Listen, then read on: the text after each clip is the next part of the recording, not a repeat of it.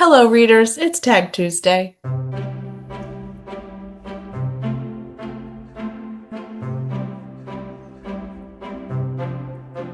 Welcome back to my channel. My name is Lori. If you're new, welcome as well. And I am here today to do a tag for Tuesday. I was tagged by my friend Sue Jackson, who's here on BookTube. I will put a link to her channel below.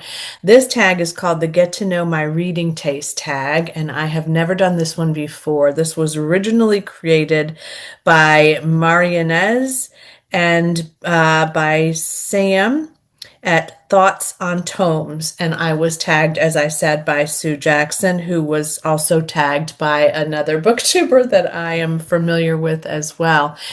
This one is long. This has 15 prompts, so I'm going to do my best to make this fairly quick. We shall see.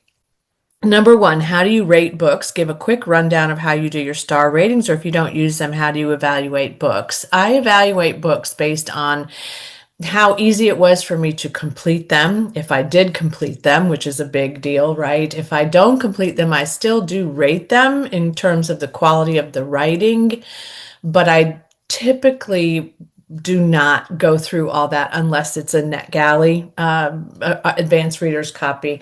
If I am blown away and I'm just like, it's a 5-star. If I really enjoyed it, but I'm not quite blown away, it's a 4. If it's just okay and I enjoyed it and I would probably read something else by this author, it's a 3. If I am really struggling with it, it's a 2. And if I DNF'd it, or if I really just do not think that this was anything that worked for me, I would give it a 1. But I very, very rarely give any 1s out. So there's that. How do you approach reviewing books? What's your review style? Are you analytical, emotional, casual, or structured?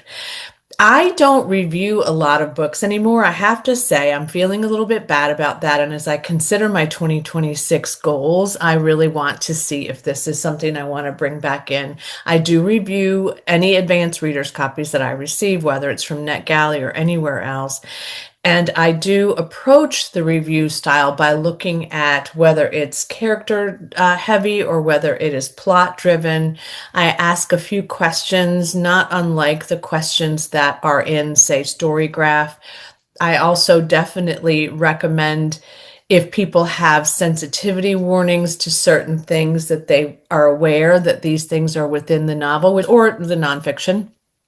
So, which is sometimes hard because I don't want to spoil anything, but I also don't want people to open up a book and start reading it and then be traumatized by something that happened in the book that they weren't aware was going to happen. And that occurs now and again. There have been a few times where I thought, ooh, I don't know that I can do this. So if there's extreme violence or assault, sexual assault, any kind of incestual behaviors,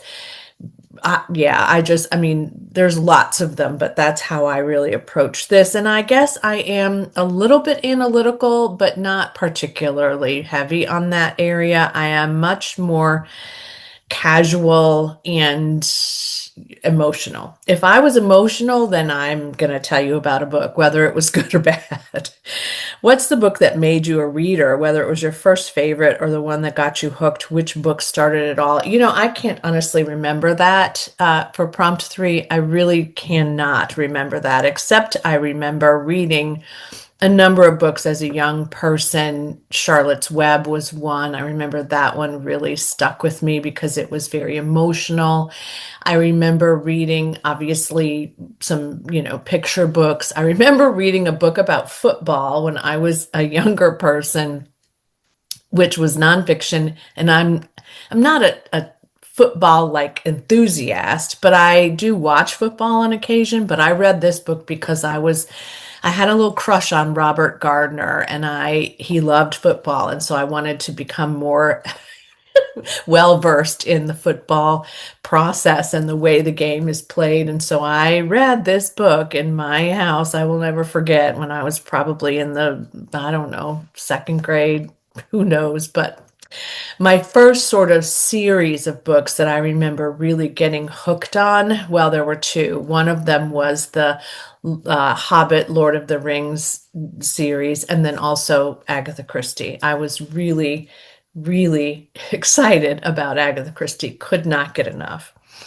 Number four, do you have a genre niche? Are there certain genres you gravitate toward, or do you widely read across genres? I try to widely read, but I don't read as much of certain genres as I do of others. So, for example, I do read less fantasy these days than I used to. I used to read a lot less romance, and I've kind of stepped that up a little bit. I was reading much more historical fiction than anything else, and then the last few years I've kind of gravitated more toward thrillers and police procedural and those kinds of mysteries. So it kind of varies over time. And recently I've been considering that. I've read a lot less historical fiction this year. A lot more have been mystery thrillers from, years ago to current releases. That's probably always been my preference to some degree. I also love horror a lot. Many people do not, but I am a big fan of horror. But I pretty much play easily with all the genres. The least popular for me would be nonfiction about really like detailed things. Like I'm really struggling with The Wager at the moment. I'm struggling to get back to it. I'm also actually struggling a little bit with What's Next, which is the book about the West Wing, because it's so big and it's just so many, like the chapters are so long. So it really kind of just depends on the book and what mood I'm in. Number five, do you generally prefer character driven or plot driven stories? I really like a mix of both. I really, really like to discover a lot about the actual character and to understand what motivates that character while at the same time reading about what's motivating them and what's moving them forward. So it's really very mixed for me. And when it's very character driven, but it's done well, I'm really okay with that. Like a lot of people don't love contemporary fiction sometimes because there's no like end result that they're looking for. There's no, suspense or things like that at times, but I'm really okay with that as long as I'm enjoying the character and I'm enjoying the movement. Number six, what's a book you love so much that you don't care if others don't like it? What's the one book you love enough for everyone? I would say Tom Lake by Ann Patchett. Look, this one is really divisive. And it's recent, so I'm thinking about it because I think my daughter didn't like it as much as I did either. But I love Tom Lake. I thought that was one of her best books yet. And so there you go. Number seven, what's a book you love so much that if someone doesn't like it, you know that your reading tastes don't align? The book or books where a difference of opinion is a strong indicator of a different reading preference. I did not give this one as much thought. And so I'm going to pause for a minute and come back to you. You know, I really don't know that I can think of something that would bother me that much. I just feel like people should all have their own choices, right? And if they don't like a book, then it's okay. And I don't have to align reading choices with people. So that's my answer to this prompt because I was really struggling with it. I have to tell you, I really spent a good couple of minutes trying to sort this out. All right, number eight, what is in your trash pocket? What books, tropes, or themes that you know are bad, but you love them anyway? I don't have anything there either. I don't think, I mean, I guess I used to sort of think about these like memoirs that were really, I don't know, lurid or were really sort of written just to sell them because they were so scandalous. Maybe that's something that I don't necessarily love to read, but sometimes I do get excited about reading them. I don't know. That might be the only thing I can think of. Number nine, do you have any deal breakers in books? Something that if it's present immediately turns you off from a book, breaking the fourth wall. I'm getting to the point where I know there's a couple books that I'm anticipating reading that have this particular theme, but it really does bother me when the characters break the fourth wall. I just get taken out of it and it just jars me. But I don't necessarily think that I would not necessarily finish it, except for the case of one that in particular that I've still got on my shelves, and I'm probably going to try to give it a shot. All right, number 10. What's a strong opinion you have about a book released within the last year, whether it's overrated, underrated, or just a take you need to share? I guess it would be that it was overrated for me, and I did not really enjoy this book much at all, and that's Wild Dark Shore by Charlotte McConaughey, I think is her name. I just could not, I almost couldn't finish this one. I don't know what it was. I just remembered thinking that I was bored most of the time. I mean, I think it started out okay for me, and then it just did not work. And everybody was talking about it. And I just thought I was the only person in the world who didn't like this book, but I don't think that that's true. But there you go. Number 11, what do you look for in writing? What makes a book stand out to you? Is it the prose style, themes, voice, structure, or something else? I like it to be evenly paced. It doesn't even have to be fast paced as long as it's fairly even. I was thinking about this as I finished a book Sunday, that it is tricky when you're kind of I was toward the end and I was enjoying the book and I was thinking, but when am I going to rate this? Which I often do. It's all like, I've maybe got 25, 35 pages to go and I think, oh, what are we going to give this? And I was thinking, it was okay, but it was kind of like, it was steady in terms of the development, but it was kind of like a little bit longer than I kind of wanted it to be. And I was just, considering these things, and then boom, like it exploded. So I really like a book that explodes at the end, whether it's a mystery thriller or whether it's contemporary fiction, but something so meaningful or so emotional or so incredible happens that I am just taken up out of all of my thoughts, and I might be crying, I might be laughing, I might be like, oh my gosh, what just happened? That's when I know that I am really into this book. So it's kind of an even pace. I don't like it to start out high and then kind of dip and then end up high. I just like it to kind of give me the same level of enjoyment so that I want to keep picking it up. So there's another one I'm trying to finish that I started. It's a mystery thriller. It was, really well hyped. This author I've liked before.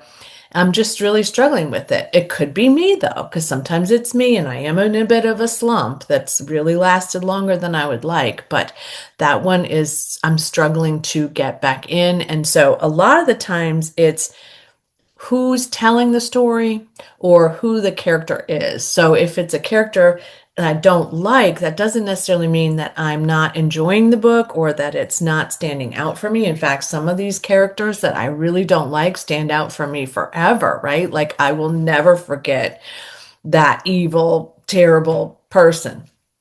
But in some cases, it's if it hits me personally. So if it's a book about someone who's demented, for example, if it's something about people who have been abused and neglected, it stays with me. It's about voice and it's about plot for sure, structure. I like it to be a little bit challenging at times. I like it to make me think and not to just give me everything. Now, that's not always true in mystery thrillers, but I really do like it to.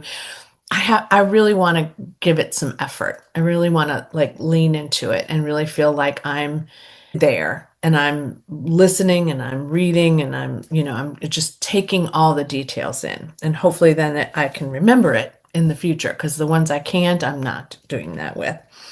Number 12, how do you decide what to read next? Do you plan ahead, mood read, or follow external factors? I do try to read arcs within a reasonable period of time, although I'm not always successful and I'm really behind on my NetGalley, but I do try to prioritize them and get them read in the month that they're coming out. But again, that doesn't always happen. It depends on my life. I do prioritize book club reads. If they're a book club that I'm physically in, which I only have two of those, and one of them I'm actually thinking that I'm not going to be able to go to anymore. I can't go in the winter because I can't drive at night, but it's, yeah, that one's become a little trickier for me just based on the day that it is.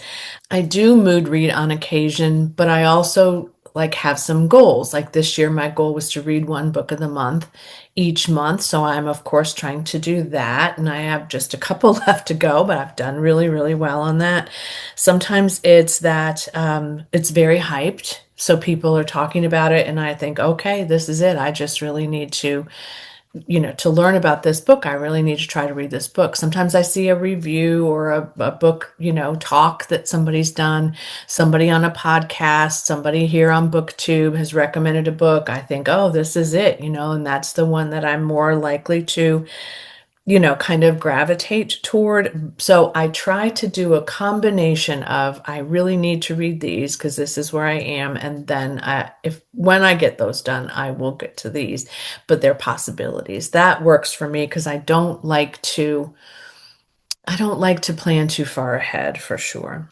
Number 13, where you get your inspiration for BookTube content, what sparks your video ideas, other creators, trends, personal reading experiences? Yes, all of the above.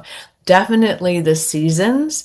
Definitely try to focus on something that is maybe a readathon or something that is a buddy read with someone, an author that I really love. I usually will showcase them in some way, whether it's a new release, whether it's a, throwback Thursday, whether it's and then they were murdered. I kind of try to stay unique, but we just can't help but not be unique because of the way that BookTube is structured and has grown over the years. But sometimes I have some content and it really lands in a way that I wouldn't have thought. And sometimes I think, oh, that people are going to love this, and it's not as good. But I don't, I'm not married to that, but I would say that I get inspired by all those things. And I'm also inspired by my family now and again, or I'm inspired by my childhood or something that happened to me in my life, or, who knows? It all just comes in when it comes in. Number 14, if you could make any book go viral right now, what would it be? A book you think deserves more attention and why? I think, I mean, it's got some good attention, but I think that the people that I follow maybe aren't reading this as much as I would love for them to get to it. And that's the 100 Years of Lenny and Margot by Marianne Cronin. And I read this because someone on BookTube had recommended it to me. I don't see it talked about a lot. That one is very difficult. Contemporary fiction, although there's some flashbacks to the past, beautifully written, just absolutely stunning, emotional, heavy. Both of these characters, Lenny and Margot, are in a facility where they're being cared for because their life expectancy is not long. And I like people to know that going in, but I just think that that one does not get the recognition that it deserves, at least not from the people that I know and follow. And number 15, who are some booktubers with reading tastes similar to yours? Sue Jackson, for sure. I'm so happy that she tagged me in this. Tina at Tina Books. She does the Book Talk, etc. podcast with Hannah as well, but she and I have very similar tastes, and she's kind of in a mystery thriller era as well right now. Krista at Books and Jams. Krista has recommended the most incredible books to me over the years. And while I don't always read in the same genre that she does, she doesn't always read in the same genre that I do, but she usually recommends books that I have really, really enjoyed or that I'm really excited to get to. Becca at Books and Bujo, also very similar to me. It's, I think that happens a lot with booktubers when you really are kind of aligned. You watch them more and more. Amber at Books and Beaches. She's so kind. She's such a lovely human. And also, she and I read very similarly. And I have gotten recommendations from her too, or I've watched her videos and I say, "Oh, I read that. That was just so good." And then Jen at Pages in Chaos, who's newer to me, but also she and I have very similar tastes. And in fact, she asked me for a recommendation. She's been doing these videos where booktubers recommend a book to her, and I recommended The Invisible Life of Addie LaRue, and I wasn't sure how she would feel about that one. And she loved it so much. But even when I was trying to choose one, there were several that I thought, oh yeah, I think she would like that. So I encourage you to follow any of those channels. I'll try to remember to put that in the description box below as well. These are great content creators and they're lovely people in the world. So you should be looking at all of their channels if you're not already. I should never tell you that you should do something, but look, I just did. Sorry. Thanks for watching today, readers. I really enjoy doing tag videos. The problem I have with this, and if you are a person who has tagged me and I haven't done your video, feel free to put it in the comments below and remind me to do that. I do not keep great track of who's tagged me and when. So if I don't get to it right away, which is often the case, I don't remember to get back to it. So if you've tagged me in a video, feel free to just smack my hand and say, come on, get to this and tell me what it is because I'm happy to do that. This was a fun one, Sue. Thank you so much for tagging me. And as always, to all of you, happy reading. Bye.